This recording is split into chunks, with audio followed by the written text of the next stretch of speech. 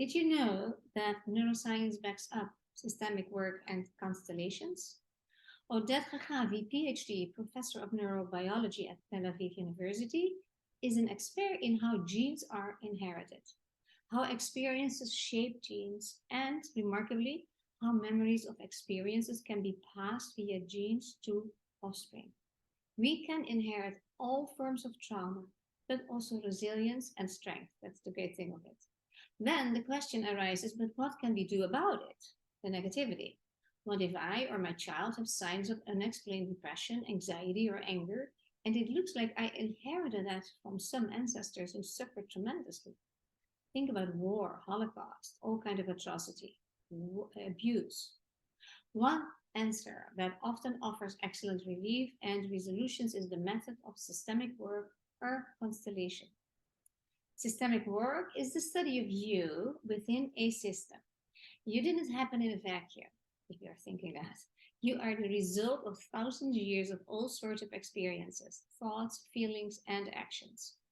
Those have accumulated and passed down to you.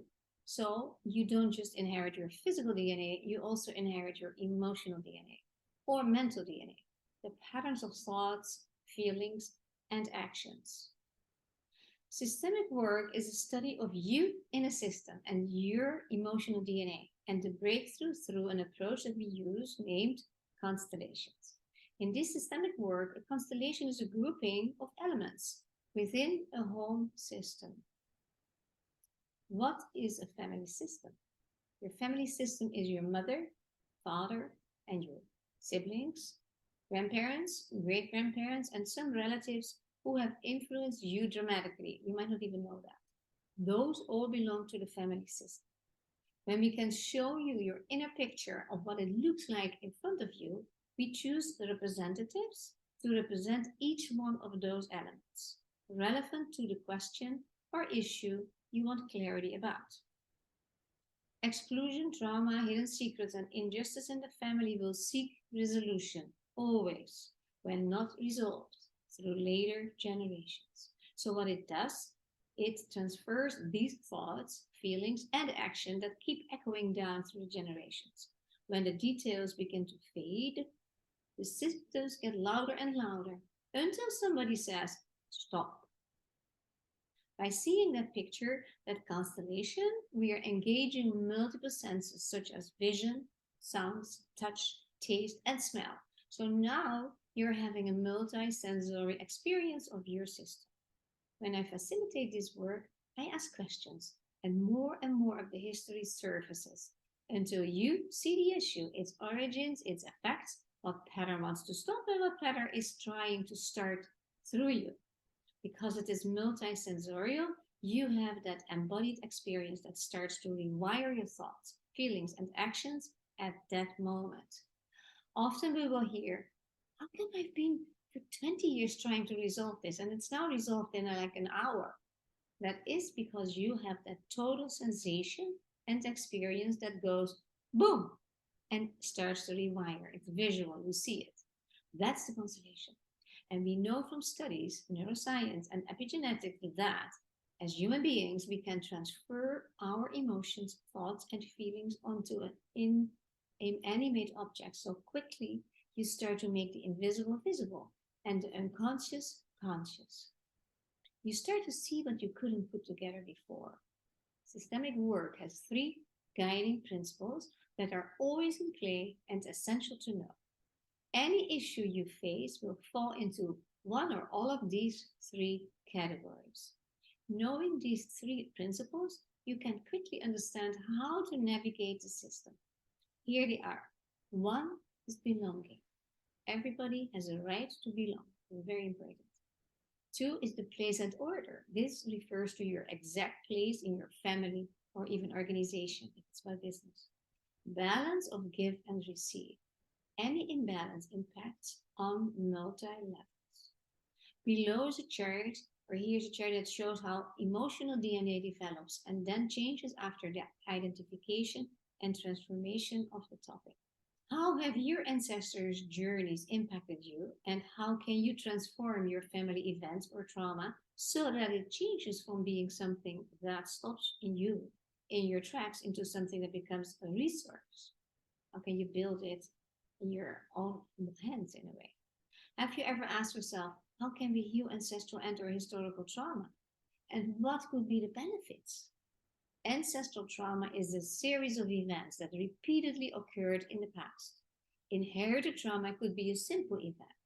For example, maybe your grandfather abandoned his family, and the judgments and effects of that impacted his daughter and granddaughters of about men. So much they would embark into unfulfilling relationships. Unconsciously, of course. Think about that. In contrast, an example of historical trauma could be caused by war, by slavery, as many people all over the world have experienced and continue to even today. There are more slaves than ever. The difficulties they endured result in an entangled residue of emotions, which is their offspring may carry into their lives and pass on through generations. The main key to healing from the aftermath and impact of such trauma is to avoid focusing on guilt, shaming oneself or others, or heavily identifying with the victims. Unfortunately, that happens all too often. Another way to heal from the aftermath and impact of such trauma and difficult traumas is to avoid focusing on guilt, on shaming oneself or others, or heavily identifying with the victims. Unfortunately, that happens all too often. From a vibrational energetic standpoint, guilt and shame are of the very lowest energies. They are actually the opposite of the necessary high healing vibrational energies such as love, kindness, compassion, empathy, and forgiveness. To shame descendants of criminals and perpetrators is not fair or won't give relief ever. As my mother, who survived the Holocaust, often told us kids, we cannot blame the children of the Nazis and the others who helped them for the atrocities that their parents committed. I'm thankful that I learned that message, as was her response to deep grief. My mother found a solution by practicing kindness and the Jewish principle, do to others what you'd like to receive yourself. Looking at history in general and one's own history in particular, to come to terms when we are entangled with negative energy and traumas of the past, we need to reflect and do some work if we seek changes. Unfortunately, always need to do work if you want changes. Bad plus bad doesn't equal good, so blaming and shaming our ancestors doesn't provide healing.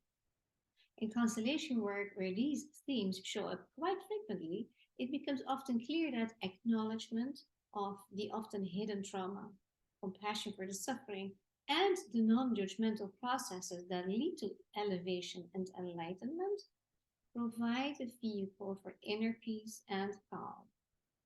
But also, who is taking responsibility for one's actions? If the perpetrators can sense the pain of his or her victims, something happens at such moments. Some sentences that acknowledge the hidden detrimental loyalties, visible in a constellation session, could be, I will solemnly swear to my essential self that I will carry my mother's or father's pain in order to, no matter the cost to myself. So there is a very deep loyalty detrimental to you. If sentences like this live deeply in your system, you can see how detrimental they can be. And yes, we all have something inherited, also positive things like resilience, and it's totally subconscious. Some other sentences used in the constellation could be, I will release you from this contract and I revoke this vow. And represented ancestors could say, we give you our blessing. And voila, the system shifts. There's much more up to it, but there's a little peek in it. We can derive so much strength and resilience from some of our ancestors. We live in a great time with much healing available. Never forget that. So here is a special constellation experience story for you. And it's about Laura. Laura was a very successful entrepreneur, and a few times she made several $1,000,000, lost it all, and went bankrupt. But it was her positive attitude that repeatedly brought her back to success. As life went on, Laura was kept in fear that she would lose it all again, and for one reason or another, couldn't get out of that fear. Her doctor prescribed an antidepressant, which she did not want to take. She could not sleep anymore from the stressful barriers that surrounded her. It became clear that Laura was connected to several hidden loyalties. Hidden loyalties were the self limiting beliefs she had and that kept her stuck and caused her to sabotage her greatness and success because she was loyal to one belief, mainly, that is, wanting to be more successful than the women in her mother's lineage, including her own mother. Laura felt almost ashamed towards her mother and some of the women who came before her and whose lives were really difficult, especially financially. She also felt ashamed of the suffering of her family, her ancestors, who had a long history of slavery. Having lots of money was like identifying with the enemy, the slaveholders. Because of that perpetual fear and failures, the hidden loyalty and the hidden factors that caused her to hinder her success. Bringing such deep loyalties to the surface often shifts the problem and the system. In case you want to know, Laura is doing very well today. I felt it my birthright to teach men and women how to heal and overcome subconscious beliefs and change them, and inherited patterns and to get rid of them that are hindering success in any possible area of life. If you want to know more, please follow me for more videos about this. Thank you so much for watching. Have a great day.